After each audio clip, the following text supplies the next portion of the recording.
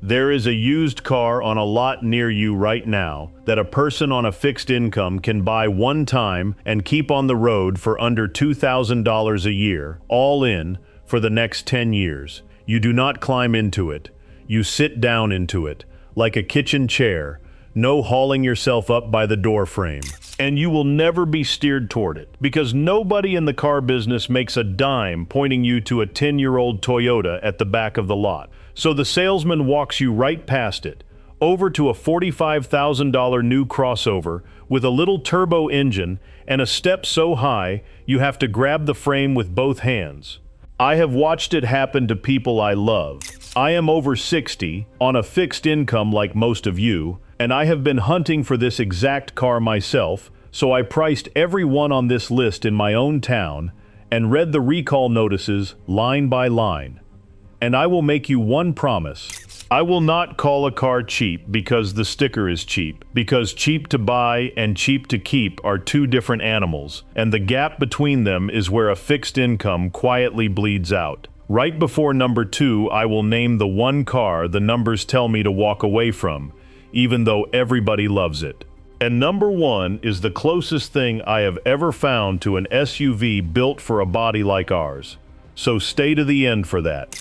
Get a pen. By the time we are done, you will know the exact years to buy, the 2 engines to avoid, and the words that keep a scammer's hand out of your wallet. So let's start at number 5, the Toyota Corolla, the cheapest set of dependable wheels in America. The folks at iSeeCars, who measure how long cars actually last against what they cost, put the small Toyotas and Hondas among the very lowest for cost per year of life left in them. And a 10-year-old Corolla will run for years on little more than oil changes and tires.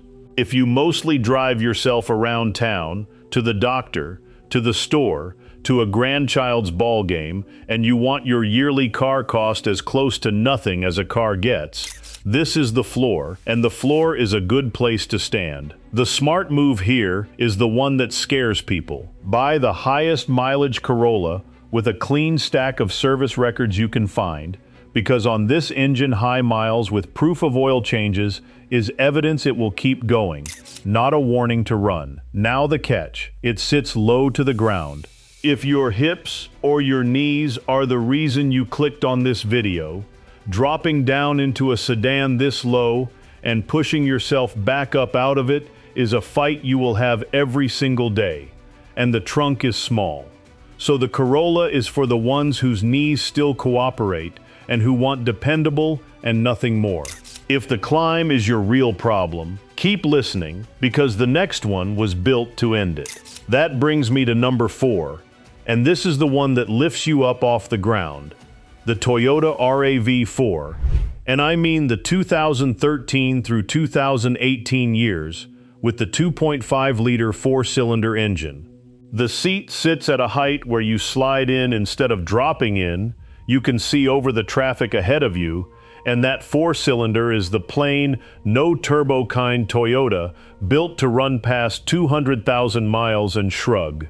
A 5-year-old one comes in around $2,400 a year to own, against a small SUV average north of $3,200. So you are saving real money every year you keep it. When you go look, find the LE or the XLE trim with the backup camera, because that one screen is the single feature that genuinely helps an older driver back out of a tight spot. The trade-off is comfort, not reliability. The ride is firmer than a big soft sedan, and there is more road noise, so if plush and silent is what you are after, this is not your truck. But if the only thing that ever stood between you and an SUV was the climb, the RAV4 solves it for the least money in its class. And there is one small SUV that does everything the RAV4 does and sees out of a tight parking lot even better. That is number 3. Number 3 is the one I would hand to almost anyone who worries about getting in, getting out, and seeing where they are going. The Honda CR-V. The doors swing open wide, the seat is right at hip height, and the glass is generous with slim pillars, so at a parking lot angle you can actually see what is coming.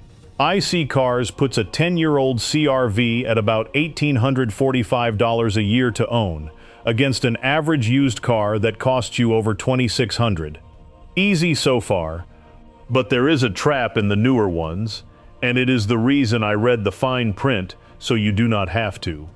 Starting in 2017, Honda dropped a small 1.5-liter turbo engine into most CR-Vs, and that engine has a well-documented habit, in cold weather on short trips, of letting raw gasoline seep into the oil and thin it right out. Cold states, quick errands to the pharmacy and back, that describes a lot of us. So you step around it.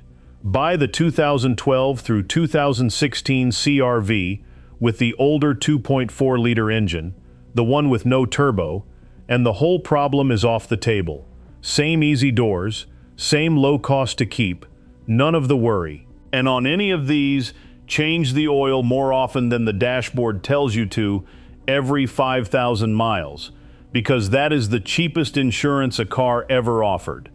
The only person I would send elsewhere is the one hauling a loaded trailer up a mountain every week, because that was never this truck's job. Quick thing, and it is for you, not me. I built a one-page checklist for this video. Every car, every year to buy, every engine to avoid, all on one sheet. YouTube does not switch on the clickable link tools, the little cards on the screen and the tap-through link, until a channel passes 1,000 subscribers. So subscribing is the thing that puts that page an easy tap away. Subscribe, and you are the reason it gets across the line. And stay with me, because the one at number 1 is the only vehicle I have found that a person can get into the day after a hip replacement without help. Now, before number 2, two things the dealer is quietly counting on you not knowing. First, there is no such thing as a senior discount on a new car. None. Your age does not knock a single dollar off a sticker, and any salesman who hints otherwise is only warming you up. The real senior money in a car lives on the used lot and on your insurance, and I will come back to the insurance in a minute. Second, this is the car I promised to tell you to walk away from. If you go purely by the cost to own numbers, the cheapest little SUV to keep on the road is not a Honda or a Toyota at all. It is the Buick Encore, and it is tempting. It sits up nice and tall. It is easy to park. I left it off this list on purpose because that small turbo and its cooling setup can hand you a repair bill a fixed income cannot absorb, and I am never going to point you toward a bill just to round out a list. That is the whole difference between a list you can trust and a list that copied the last one. Which brings me to number 2, and this one is for the person who is done climbing into anything ever, the Toyota Avalon, or its slightly smaller brother, the Camry with the 6-cylinder engine. This is a big, quiet, low sedan you sit down into and stand back up out of without a thought. No ladder involved. Underneath, the Avalon is close to a Lexus without the Lexus repair bill. It glides quiet enough on the highway to hear the radio at a whisper, and a 10-year-old one costs around $1,760 a year to own. Proven engine, cheap to insure, parts on every shelf, one honest flag, and it happens to share an engine family with our number 1. So hear it once and hold on to it. Toyota's 6-cylinder from these years, the 3.5-liter, used a rubber oil line that could crack with age and quietly drain the engine. Now, this is where I get to correct half the internet. That was not a safety recall, no matter how many videos swear it was. Toyota handled it as a service campaign, a free replacement with a redesigned line, and that campaign closed years ago. So the move is simple. Before you buy any 6-cylinder Toyota from these years, ask for paperwork proving that oil line was already replaced, and if you can find one where a previous owner upgraded it to the all-metal version, that is the one you drive home. I would only steer you off the Avalon if you need all-wheel drive for deep snow, or you need to carry something tall, because a sedan is still a sedan, and everything soft and low and easy the Avalon does. Number 1 does too, except it does it as an SUV with room for the grandchildren. And finally, number 1, the one I would put my own money on tomorrow, the second generation Toyota Highlander, the 2008 through 2013. And I want to be very specific, the regular 6-cylinder, not the hybrid. This is why it sits at the top. It has one of the lowest step-in heights of any 3-row SUV, low enough that you slide in at hip height instead of hoisting yourself up. The pillars are slim and the glass is generous, so an older driver can actually see out of it at a busy intersection. It rides like a Camry. It seats the grandchildren across 3 rows. It pulls a small trailer, and the 6-cylinder under the hood is one of the most proven engines Toyota has ever built. The cost to keep it running is low, and the thing simply refuses to die. If you can, find one from the back half of that run, 2011 and up, which tend to carry the fewest quirks. 2 things to check, and then it is yours for a decade. That same oil line I flagged a minute ago, the service campaign one, get paperwork that it was done. And the seal on the rear hatch can leak and soak the spare tire well. So lift the carpet in the cargo area and put your hand down there before you hand over $1. As for the hybrid, walk past it. The numbers say it costs more to buy and more to fix, and the plain 6-cylinder is the entire reason this one earns the top spot. You buy it once, you drive it for 10 years, and you stop thinking about cars. That is the whole point of this list. Now, before you go hunting for any of these, let me arm you, because 3 traps are waiting for buyers our age, and they are set on purpose. The first is called curbstoning. A man posts a car as a private seller, meets you in a parking lot, and the name on the title is not his, because he is really an unlicensed flipper moving cars he will never stand behind. If one phone number turns up on a dozen different listings, that is your tell. The second is the odometer. The government estimates about 450,000 cars are sold every year with the miles rolled back, and it is easier to fake on a digital dash than on the old spinning kind.